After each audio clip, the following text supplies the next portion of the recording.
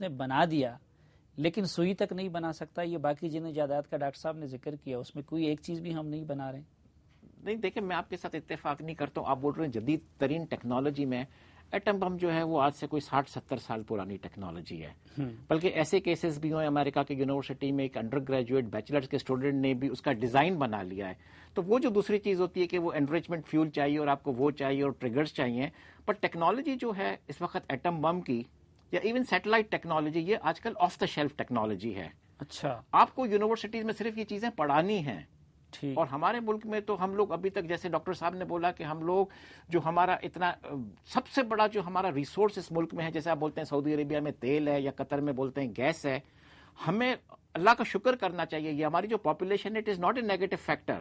یہ ہمارا بہت بڑا کیپٹل ہے، یہ را ہے. جس طریقے سے تھرپارکر میں آپ کے پاس کول ہے، 175 بلین ٹنز آف کول ہے.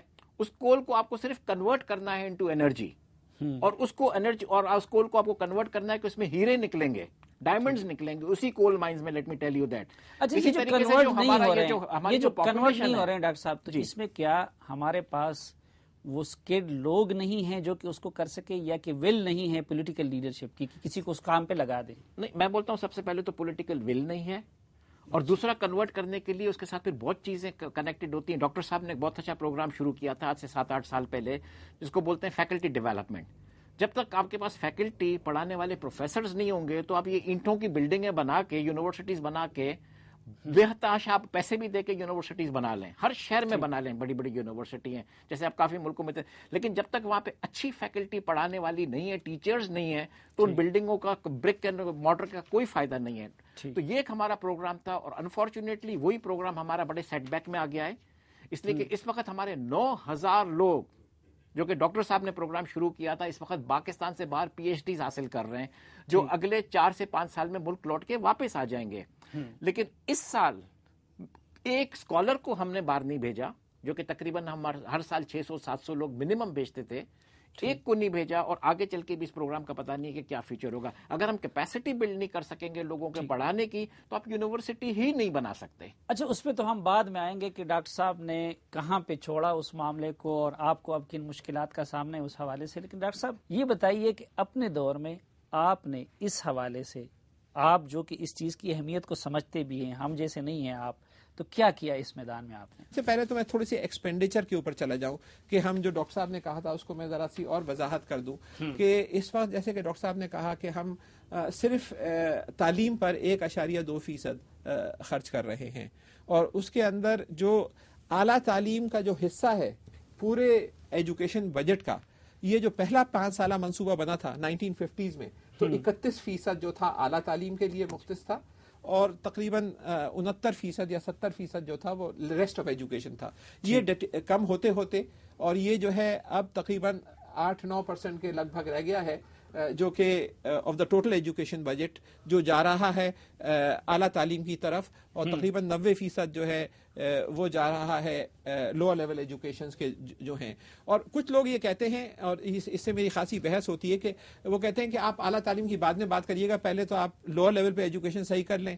تو میری سری لنکا کے پریزیڈنٹ سے ملاقات ہوئی تھی چند سال پہلے، اور وہ کہہ رہے تھے کہ ہم سے بہت بڑی غلطی ہو گئی کہ ہم نے بہت اچھے اسکول بنا لیے، quality of lower level education ہماری بہت بہتر ہو گئی، لٹریسی ریٹ 95% پہنچ گیا، لیکن ہمیں غریب ملک رہے کیونکہ ہم نے اعلیٰ تعلیم کو نظر انداز کیا. یہی پوائنٹ میں نے آپ کو بولا تھا جی کہ وہ لوور لیول پہ جب آپ کرتے ہیں تو سوشل فیبرک امپروو ہو جاتا ہے، لیکن اکانومی میں کوئی فرق نہیں پڑتا ہے. سری لنکا کا ایک لیونگ ایگزامپل ہے کہ 90% سے زیادہ لٹریسی ہے، لیکن ان کی اکانومی کوئی آگے نہیں بڑھ سکتی ہے. اس میں ایک آرگومنٹ یہ دی جاتی ہے نا کہ اگر نیچے سے آپ کو پڑھے لکھے لوگ نہ ملے، سٹف وہاں سے آپ کے پاس صحیح ہے، تو آپ کس کو اعلیٰ تعلیم دلوا سکیں گے؟ لیٹ می کریکٹ یو کہ نیچے سے اس وقت صرف جو نیچے سے ہائی اسکول پاس کر کے نکلتے ہیں، صرف 14% یعنی 1 in 6 یونیورسٹیوں میں پلیس ہوتے ہیں.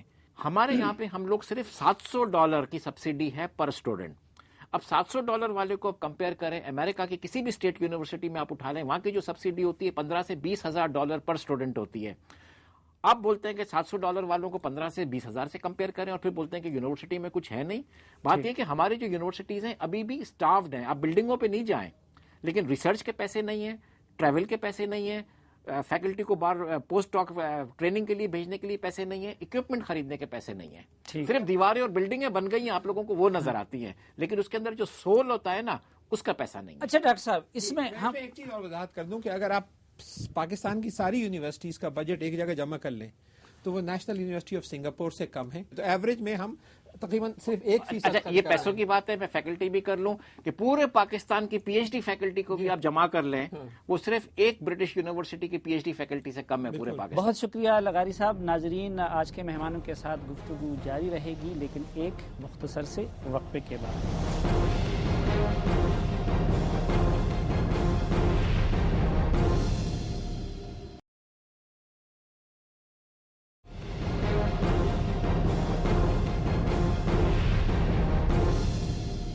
ایک بار پھر خوش آمدید کہتے ہیں آپ کو جرگے میں. آج کے جرگے میں بات ہو رہی ہے اعلیٰ تعلیم سے متعلق, اور میرے ساتھ تشریف رکھتے ہیں ڈاکٹر جاوید لغاری صاحب اور ڈاکٹر عطاء الرحمان صاحب. ڈاکٹر صاحب, مثلا آپ نے سنگاپور کی مثال دے دی, تو کچھ لوگ کہتے ہیں کہ دیکھیں سنگاپور کے بارڈر پہ تو نہ انڈیا ہے اور نہ افغانستان ہے, نہ وہ پاکستان جیسا نیشنل سیکیورٹی اسٹیٹ ہے. یہ ایک غلط فہمی ہے کہ صاحب کیونکہ سب سے بڑی جو سیکیورٹی ایک قوم کو ملتی ہے, ایک ملک کو ملتی ہے, وہ تعلیم ہے.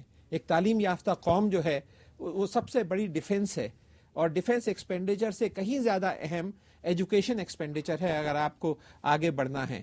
آپ دیکھیں کہ جو دوسرے ممالک کے لیکن ایک وضاحت مجھے چاہیے. وہ لوگ کہتے ہیں کہ بھائی اگر ٹھیک ہے, اگر کل ہم اپنا دفاعی بجٹ کم کر لیں اور کل انڈیا آ کے ہمارے ملک پہ قبضہ کر لیں یا کوئی اور ملک آ کے ہمارے اس پہ, تو پھر ہم ایجوکیٹڈ ہو جائے, اگر غلام بن گئے تو اس کا کیا فائدہ ہوگا؟ جی نہیں, اگر آپ کے پاس اگر تعلیم مضبوط ہوگی تو ٹیکنالوجی بھی مضبوط ہوگی, ٹیکنالوجی مضبوط ہوگی تو انجینئرنگ سکلز مضبوط ہوں گے. آپ اپنے ٹینکس بنا رہے ہوں گے, اپنی سب مرینز بنا رہے ہوں گے, اپنے ہوائی جہاز بنا رہے ہوں گے, اور اپنے میزائلز جو ہیں جو کسی حد تک آپ بنا رہے ہیں وہ آپ بنا رہے ہوں گے. تو اس کا ترکی کا ایگزامپل دیکھ لیں, جو میں نے بتایا تھا کہ 37% ہے. اب اتنا بڑا وہ جہاز آ کے کراچی میں کھڑا ہوا ہے پاور رینٹل کا, جو کہ ٹرکی میں بڑا ہے, دنیا کا سب سے بڑا جہاز ہے جس کے اوپر پاور ہاؤس ہے, ٹھیک, وہ ہم لوگوں نے رینٹ کیا ہے.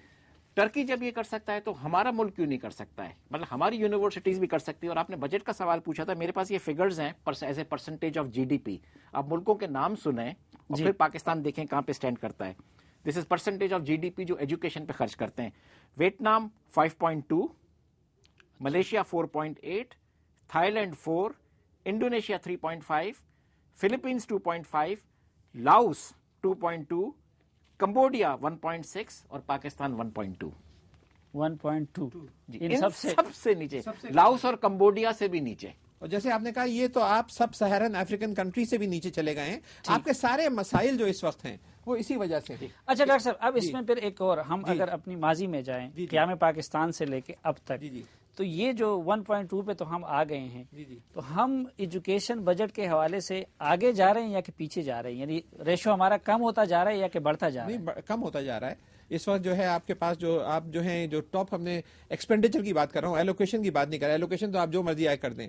آپ نے جو ٹاپ ٹچ کیا ہے وہ ایک پچھلے 10 سال کی بات کر رہا ہوں, تو آپ نے 1.6 1.7 تک ٹچ کیا ہے, واپس 1.2 پر آ گئے. تو آپ نے 2% سے زیادہ ایکسپینڈیچر آپ کر ہی نہیں پائے ہیں. یعنی آپ کے دور میں آپ لوگ 1.6 تک گئے تھے, بس 1.6 1.7 تک پہنچے تھے, 1.2 پر آ گئے percentage of G D P پہ.